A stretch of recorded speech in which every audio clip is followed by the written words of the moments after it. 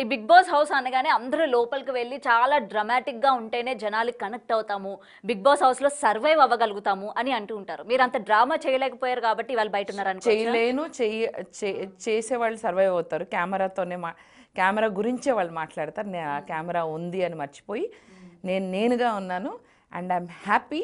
ఒక నెగిటివిటీతో నేను బయటికి రాలా, ఒకళ్ళని బాధ పెట్టానని బయటికి రాలా, హౌస్ రూల్స్ ఉల్లంఘించలేదు. ఒక్క రోజు కూడా చూసుకుంటే నాకు బిగ్ బాస్ నుంచి వార్నింగ్ రాలేదు.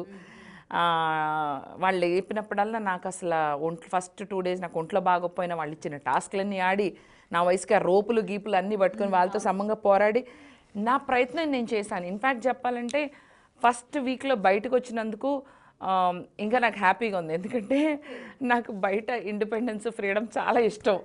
అక్కడ ఏమీ ఉండవు. సో నిజంగానే మీకు మొబైల్ ఫోన్స్ అలో చేయరా? చాలా మందికి క్వశ్చన్ మార్క్ అది. అస్సలు అలో చేయరు. ముందే ఒక రోజు ముందే తీసేసుకుంటారు, 1 day ముందే. ఓకే. ఇంకొకటి madam, Bigg Boss house enter అవుతున్న అంటే స్టార్టింగ్ రోజు నుంచి చూసుకుంటే మీరు ఎంటర్ అయిన నైట్ నుంచే గొడవలు స్టార్ట్ చేసేసారు మొత్తం. అవును. అంటే ఏంటి అందరూ కూడా అరే మనం ఇప్పటి నుంచే స్టార్ట్ చేసేసుకుందాం గొడవలు అన్నట్టు ప్రిపేర్డ్ గా ఉన్నారు. నేనేమో గొడవలు జరుగుతాను, ఏంది వీళ్ళు ఉన్నదానికి లేని దానికి ఊరికి ఉలిక్కి పడుతున్నారు, ఊరికే గొడవలు పడుతున్నారు, ఏంద్రా సామి అనుకునేదాన్ని. నా గోల్ నేను చూసుకున్నా. అండ్ ఇంకోటి ఏంటంటే సగం జీవితం అక్కడ కిచెన్లోనే సరిపోయింది. నేను అదే అనుకున్నా, చూసిన తర్వాత మరో వంటలక్క అవుతారేమో అనుకున్నాను. భయంకరంగా నన్ను ఇప్పుడు బయట ట్రోల్ చేస్తున్నారు. కుక్కర్లో కుక్ అయిన అమ్మో, బేబక్క అంట. ఏంటి మేడం అసలు ఆ కుక్కర్ గురించి సోనియా గారికి మీకు ఎందుకంత? మీరు కూడా కావాలంటే క్యాప్షన్ వేసుకోండి, కుక్కర్లో కుక్ అయిన బేబక్క. కుక్ అయిన బేబక్క. అసలు మనం అనుకోం బిగ్ బాస్ కి వెళ్ళిన తర్వాత అరే వీటి గురించి కూడా కొట్టుకుంటారా? అదే కదా విచిత్రంగా ఉంది. అసలు సంబంధమే లేదు, తప్పే లేదు. సరే మరి మీరు అక్కడ ఎందుకని మిమ్మల్ని మీరు డిఫెండ్ చేసుకుని గొడవలు పడేసి, ఇప్పుడు పృథ్వీ ఒక మాట అన్నాడు, సోనియా ఒక మాట అంది, నిఖిల్. నాకేంటంటే ఇలా గొడవలు పడేసి ఇలా టైం వస్తుంది కదా మాట్లాడే టైం అనుకున్నాను. అప్పటికప్పుడు ఈ షో ఎలా రన్ అవుతుంది, అప్పటికప్పుడే మన ఎమోషన్స్ చెప్పేయాలి, మనం అరిచేయాలి కరిచేయాలి, నాకు తెలీదు. సో నేను బయట కూడా జనరల్లీ ఎవరితో గొడవలు పెట్టుకోను, అందరినీ కలిపేసుకుని అందరితో హ్యాపీగా ఉండాలనుకునే మెంటాలిటీ. అక్కడ కూడా హ్యాపీగా ఉందాం అనుకున్నాను.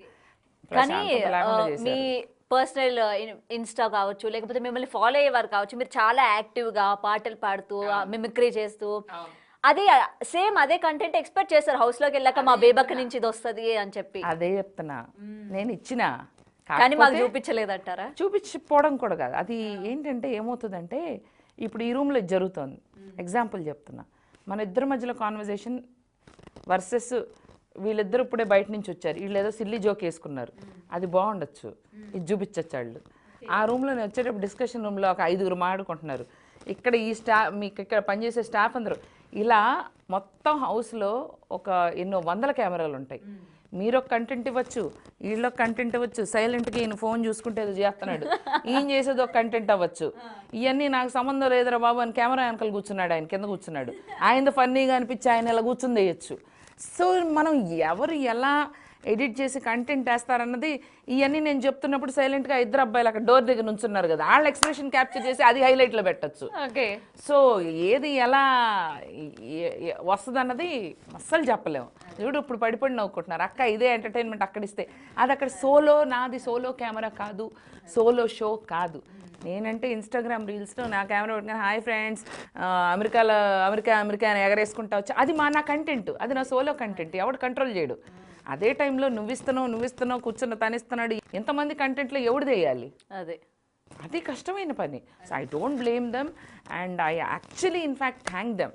ఎందుకంటే నాకు ఒక అద్భుతమైన అవకాశం ఇచ్చారు, అది నేను తొందరగా పంపించినందుకు థ్యాంక్స్. ఆ అందమైన అది ఎలా ఉందంటే ఒక మానసిక నా మానసిక వ్యవస్థని అల్లకల్లోలం చేసిన ఒక అందమైన సెట్ వేసిన జైల్లాగా ఉంది. అయ్యో అంటే పాజిటివ్ నోట్ ఓన్లీ.